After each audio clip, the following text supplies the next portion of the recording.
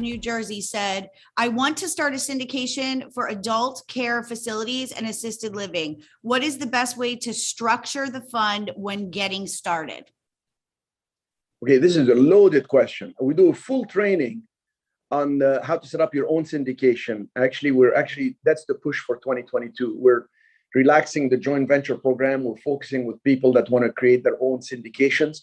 And I'll give you some basic parameters. You have two types of syndication you can set up. Syndication, a syndication by definition is when you raise capital, when you raise money from investors and pool their investment together, pool their money together, put it all together with some of your money. Hopefully, if you don't have any money, it's okay, but you can pool their money together and then you can buy a property as an investment on their behalf with you making all the decisions with the intention of profit. That becomes a security. That means you have to file specific paperwork like a private placement offering, private placement memorandum that gets filed with the Securities and Exchange Commission, telling them who you are, how much money you're going to raise, for what, and who are the investors you're going to go after, accredited or non-accredited, the type of how much income they have. So if you're going to raise money or create a syndication, you have two types. You can do an equity fund. That means you take the money, you give them some cash flow, and when you sell the building 5 years later, 7 years later, you give them some of the upside profit. That's called equity. They're equity with you.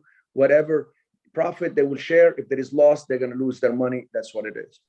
Or there is a debt fund, which is my preference. A debt fund is you're going to give them a fixed return. Why is it my preference? Investors can rely on specific income. They usually get better cash flow. They have claim on the assets. They're not like, oh, sorry, I lost money, good luck. No, they can actually take the asset from you. If you don't know what you're doing, the SEC will step in, they take you out.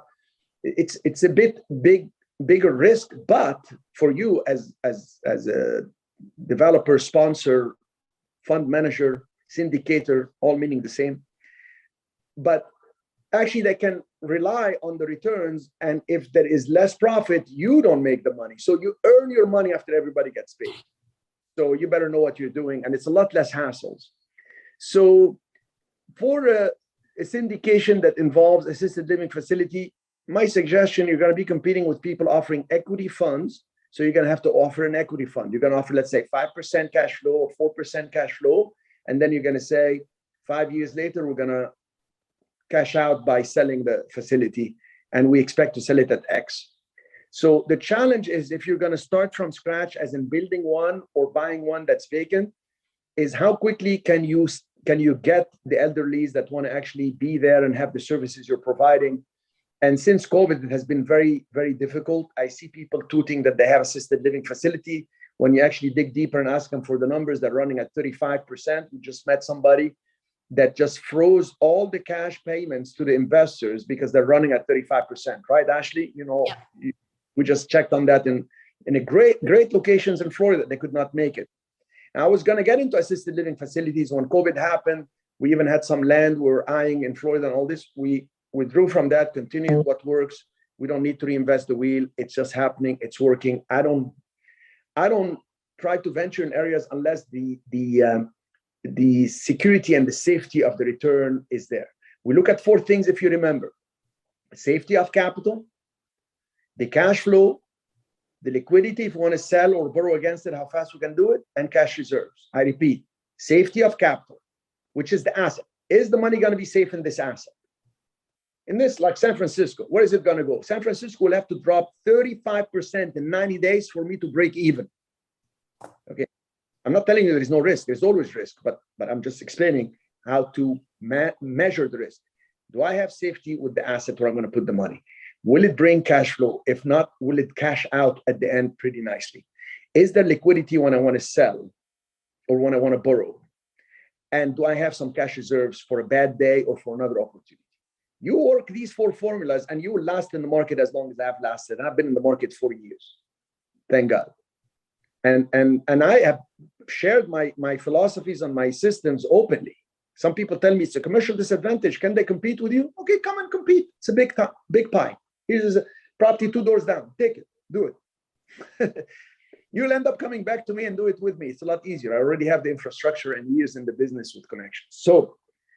So your syndication, you will need to set up something that you need to make sure if you're going to tell the people, I'm going to give you some cash flow and upside, it's a syndication involving equity fund.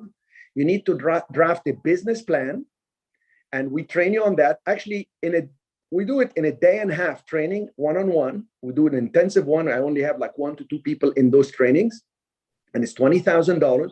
And it includes your fund being filed with the SEC. So it's turnkey. I do the whole paperwork for you. We have in-house attorneys. You finish the training, you're up and running less than 5 days later. And we even draft for you how to do it the safest way possible. So, but if you want to do it on your own, you can go pay an attorney $20,000 to $70,000. It depends who you're going to hire and what you're going to ask them. The cheapest we've seen was $15,000. Then the guys started charging hourly. After that, went up to 20-some thousand. We do it all included 20. Why? Because I want success stories with people that are fund managers that are up and running, and we can help you with that. But you will need to draft a business plan explaining who you are, who the team is, what is the project you have, why is it so different, what's the marketing around it, what's the performance when they give you the money, what you're going to do, how you're going to perform, and what profits, how much you're going to do in cash out, in interest, let's say, or dividend, and how much on the upside and how long, and some what if scenarios. If it goes this way, I won't do this. We're doing a rehab or we're doing a development, so we're not going to pay you for the first 8 months, then we're going to start paying you, etc. So all this is what I work out for you. And I can assure you, most people can't roll out their funds because when they go to an attorney, the attorney says, I'm not going to tell you what you're going to do. You need to tell me because I'm not going to be liable if you make a mistake. You need to tell me. We draft it in legalese and we send it to the SEC. But don't despair. It's not so difficult.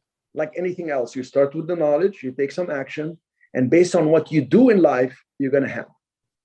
The secret to life is be, do, have, and then give.